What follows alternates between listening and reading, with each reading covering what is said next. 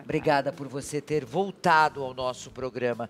Aproveitando, qual é a diferença de furto e roubo? O furto você não tem a violência, o roubo você tem a violência. Pronto. Viu? Você estava com dúvida, Marco. Está esclarecido. Então, ele furtou. Ele furtou. Ele não mordeu ninguém. Ele não... E se eu falar roubou, tá errado? É, porque o roubo tem a característica, tem que ter a violência, né? Tem que ter a característica. Tá. A doutora Bruna está aqui para a gente falar sobre direitos bancários e imobiliários. Você pode fazer a sua pergunta. O nosso telefone está na tela aí, Celso. É o 96487-4908. Pode fazer pergunta para ela. Vamos lá. Eu vou começar a falar de problemas que a gente está tendo muito com pessoas idosas, ou com mais de 50, mais de 60 anos aposentados. Os tais dos empréstimos consignados, que a pessoa não pediu, não fiz. Bom, eu já sou uma pessoa idosa, então as pessoas me ligam direto aqui para me oferecer. Eu já passei dos 60, né? Então elas me ligam para me oferecer toda semana, gente. E eu fico sempre de olho na minha conta, porque às vezes vem desconto sem você saber, sem você autorizar. Como é que faz?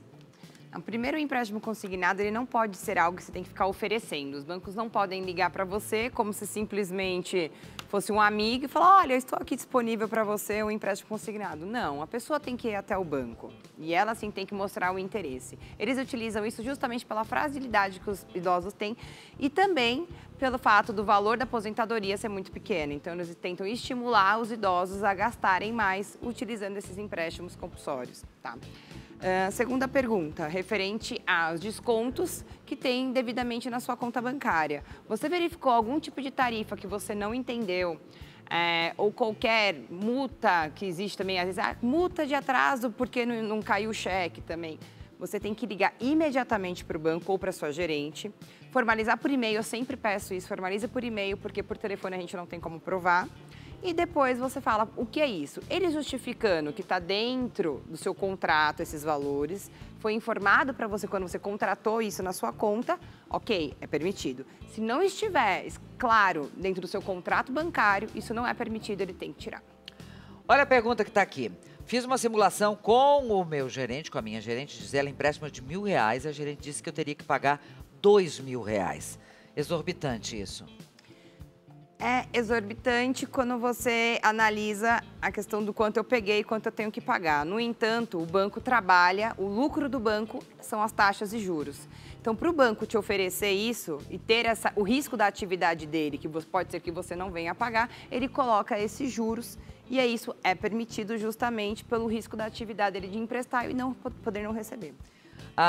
Não sei se você pode responder. Como tirar o documento uso capião de graça, sem pagar? Tem como? Olha, a uso capião, na realidade, você tem que contratar um advogado, tá? Pode ser pela Defensoria Pública, e aí sim você não precisa pagar. E dentro da Defensoria Pública você vai pedir a justiça gratuita. Você não recebendo acima de 3 salários mínimos e nem tendo uma renda, sua família tendo uma renda acima de 3 salários mínimos, você consegue entrar com uma ação de uso capião de forma gratuita. Quando se está com o nome sujo, essa pessoa aqui, o marido, enfim, foi fiador da sobrinha, na questão do FIES, foi isso. E o nome ficou sujo também. Quando do marido fica, da esposa também? Não fica sujo, porque são CNPJs diferentes. No entanto, tem que verificar como consta no contrato, se está constando como anuente ou como avalista, a esposa também, na questão de contrato. Nunca usei cheque. Na minha conta, cobra uma taxa de cheque especial. Uau! Então, o cheque especial é diferente de cheque. Tá? O cheque especial é um crédito que o banco deixa disponível para você utilizar. E você, quando você realiza o contrato da sua conta bancária, isso está constando lá, essa taxa. Então, tem que verificar novamente se há previsão no seu contrato ou não dessa cobrança. Bruna, uma boa pergunta aqui. Quando o processo está parado, se paga o advogado? Mesmo assim? Paga. O advogado, existem dois tipos de cobrança para um advogado. O contrato dele, tá? Então, nós chamamos honorários contratuais, que é entre eu e você, e eu estipulei R$1.000 para eu responder todo o processo. E existe o contrato, os honorários sucumbenciais. Isso é referente ao processo. Quem vai estipular é o juiz. Referente as partes, advogado e cliente, vai ser pago independente do contrato estar parado ou não, porque o processo não fica parado. o processo anda conforme a movimentação e o fluxo do juiz. Muito bem. Como lidar com cobrança, problemas de cobrança em contrato de aluguel? Bom, gente, se você está devendo o aluguel, né, a partir do momento que você vai ter essa cobrança.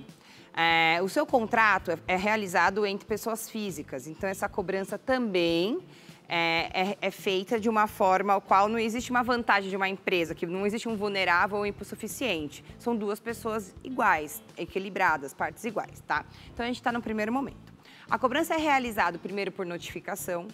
A administradora manda para você, olha, você tem que pagar, senão despejo. Se você não realizar o pagamento e passar, em regra, 3 cotas de aluguéis, simplesmente você vai sim receber uma ação judicial de despejo e, infelizmente, terá que ser retirado e pagar os aluguéis atrasados. Olha, problema bancário é o que não falta, gente. E a Bruna está aqui para responder isso. Bruna, essa pessoa fez um empréstimo de R$3.000 na sua conta, caiu na conta bancária, 7 dias depois o dinheiro não estava mais lá. Como assim? Como que some dinheiro do banco? Você tem que verificar uma coisa também. Muitas vezes a gente pega empréstimo e deposita automaticamente na nossa conta. No entanto, a nossa conta está negativa.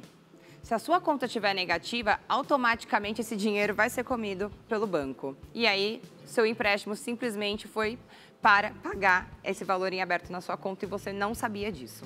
Bom, então se você tem dívidas, o seu dinheiro vai sumir, sim. Se você depositar na sua conta, se a conta estiver negativa, o dinheiro é automático. No sistema do banco é automático. Como que a gente faz para saber as cobranças das taxas que os bancos cobram? Que não são poucas, são várias, aliás, né? Como é que eu posso mudar isso? Porque tem coisa assim que chega a R$100 de taxa. Então, quando você realiza o contrato bancário, você fala, eu quero abrir uma conta, ele vai te dar um contrato e vai lá, tá tudo especificado. Olha, você tem direito a tantas transferências, a tantos boletos, por exemplo, se for PJ. Você tem... Tudo está especificado e deve ser claro, tá? Tem que ter tudo informado. Passou disso, o banco vai cobrar as tarifas. Então, assim, você tem direito a 3 cheques, você tem direito a 3 transferências sem custo, por exemplo. Ok, passou disso, vai ser cobrado. Aí a pergunta que se faz, seu gerente te explicou quais são as taxas se você fizer acima de 3 transferências, por exemplo? Não, não me explicou. Então, você tem que pedir essa explicação. E o que o gerente vai falar para você? Está no site do banco o valor e no Banco Central estipulado. Então, sempre que você for fazer qualquer contrato, abertura de conta, não importa que você não vai pegar dinheiro com o banco, peça todas as informações que você precisa, porque você nunca sabe o dia de amanhã. Então, eu quero saber o valor do cheque extra, eu quero saber o valor de uma transferência extra, valores extra, eu quero saber exatamente todas as tarifas. Isso você pode pedir e é um dever do banco informar. Ok. Aqui nós estamos juntando os dois assuntos, direitos bancários e imobiliários, tá? Você pode perguntar. Vamos lá, em que situação acontece um despejo? O despejo ele acontece, primeiro, que é o mais comum, por falta de pagamento. Tá? Esse é o mais comum. Quanto tempo depois que eu parei de pagar? Em regra, se você não. Se o seu calção, né, geralmente são 3 aluguéis que as pessoas deixam como calção, se passou disso, você já pode entrar com despejo, tá? No entanto, você pode pedir a rescisão contratual por não estar ocorrendo o cumprimento, que é o pagamento do aluguel, independente de você entrar com uma liminar de despejo ou não, tá? Mas existem outras formas de você requerer o despejo. Então, por exemplo, às vezes eu preciso fazer... eu verifico que o inquilino está destruindo o imóvel.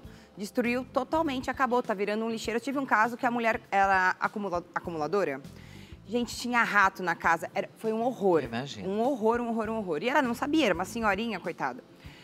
O locador simplesmente pediu para realizar o despejo, rescisão contratual e tudo mais. Além disso, ela também não estava pagando o aluguel, mas o principal motivo não era nem a questão do aluguel, era a questão que a casa estava destruída. Então, existem alguns requisitos que você não cumpre, está no contrato, como manter o imóvel de forma adequada, né? E não preservá-lo. Pode ser rompido. Mas no caso a pessoa está morando lá 1, 2, 3 anos e aí começou a não ter mais grana para pagar. Vai ser Qual é o prazo? 3 meses também? Vai ser despejado. Vai ser despejado. E as custas de tudo isso, quem paga? Tudo do locatário. Não pagou até custas judiciais, no final do processo, quem paga é o locatário, o advogado, tudo é o locatário, o devedor. Tá, travou aqui, eu não estou conseguindo. Deixa eu ver se eu posso. Não sei se tu consegue responder, se é da tua área, mas se eu tenho interesse em um imóvel, um terreno que está em inventário, se eu posso comprar. Você só pode comprar esse imóvel se todos os herdeiros concordarem com a venda. Tá? Então, você precisa ter, sim, a autorização de todos os herdeiros para que eles coloquem esse pedido de autorização no inventário e o juiz libere junto com a autorização de todos os herdeiros. Se um herdeiro falar, não vou aceitar, acho que vai ser algo muito mais difícil e prejudicial para você. As pessoas querem um conselho teu agora. É melhor financiar um imóvel ou alugar um imóvel? Olha, hoje em dia é melhor você alugar. Por quê? O financiamento de juros é muito alto, certo? O imóvel é algo que você vai perdendo muito dinheiro também, porque você tem que manter, você tem que pagar IPTU, você tem que imobiliar, você tem um monte de coisa para fazer nesse imóvel. E pode ser que a sua mude do nada. Você está trabalhando na Zona Leste, vai para a Zona Sul e isso tem gasto, transporte. Quando você compra um imóvel e você fica fixo a isso, você vai ter mais gasto com transporte e tudo mais. Quando você aluga, você tem essa facilidade de você mudar e se adequar à sua vida e à sua condição econômica. Mas eu não entendo como investimento hoje, Bruna, não entendo como investimento você comprar financiado. Se você tiver esse dinheiro à vista... Mas as taxas não estão boas para comprar? Então, a gente tem uma questão assim, a taxa está boa, diminuiu os juros, né? No entanto, existem várias outras circunstâncias além dos juros. A gente só olha para o... Que ali não presta atenção. Porque eu tenho lido matérias de que os juros estão ótimos, que para se fazer a taxa Selic diminuiu para 5%. A taxa Selic diminuiu para 5%. E aí é bem mais interessante você comprar do que alugar. Que você não... Porque aquela história, você está pagando aluguel para que você está jogando dinheiro fora, né? Então não é bem assim, porque nós não prestamos atenção nos detalhes daquele contrato, medonho de grande. Tem um monte de taxa embutida nisso, que somada com juros, tem um monte de taxa. Então você tem que olhar o custo efetivo do contrato. Não é só os juros que você tem que observar. Além disso, tem várias tarifas que é aplicado. Então, o que eu, Bruna, faria? Eu não compraria. Eu alugaria, depositaria esse dinheiro extra em aplicações e depois disso, quando eu tivesse um dinheiro bastante razoável para dar uma boa entrada ou comprar à vista, é o que eu faria. Sinceramente, eu acho que rende muito mais o seu dinheiro aplicando do que comprando e se metendo em financiamento. Para a gente não ter susto, né? É bom, na hora de fazer um financiamento para um imóvel, um carro, seja lá o que for, ter uma orientação de um advogado? Gente, eu acho que é primordial, tá? Isso é primordial. E vou te dar um exemplo dessa semana. Um cliente meu vendeu um imóvel e simplesmente a pessoa que comprou depois de 2 meses desistiu de comprar. Só que ele já tinha saído desse imóvel dele, alugado outro. E aí, o que acontece? Ele fica com 2 prejuízos. Ele tem que pagar o imóvel que era dele, estava com a venda perfeita, e vai ter que pagar o aluguel. Aí eu te pergunto, como você faz isso? Simplesmente, gente, se você não tem um advogado para orientar, colocando qual é a porcentagem de retenção, se houver a desistência da aquisição do imóvel, você fica no prejuízo. Então, é necessário um advogado. Muita pergunta desse tipo que eu vou fazer agora, que a Thaís está perguntando. Ela abriu uma empresa em 2013, mal utilizou, agora o contador desapareceu com tudo. Ela não sabe o que fazer. Ela precisa urgente procurar outro contador, mas urgente mesmo, tá? Além disso, ir na Receita Federal, verificar quais são os débitos existentes referente à sua empresa para que não haja maiores prejuízos. Eu indicaria ela fazer isso, tá? Vai na Acha um advogado correndo, Thaís? Aqui o meu amigo pediu a conta no trabalho, foi na contabilidade, falaram que ele só pode tirar o fundo de garantia daqui 2 anos. Tá correto isso? Não. Não, né? Não, ele pode tirar, se eles não derem a guia do fundo de garantia, ingresso com ação trabalhista.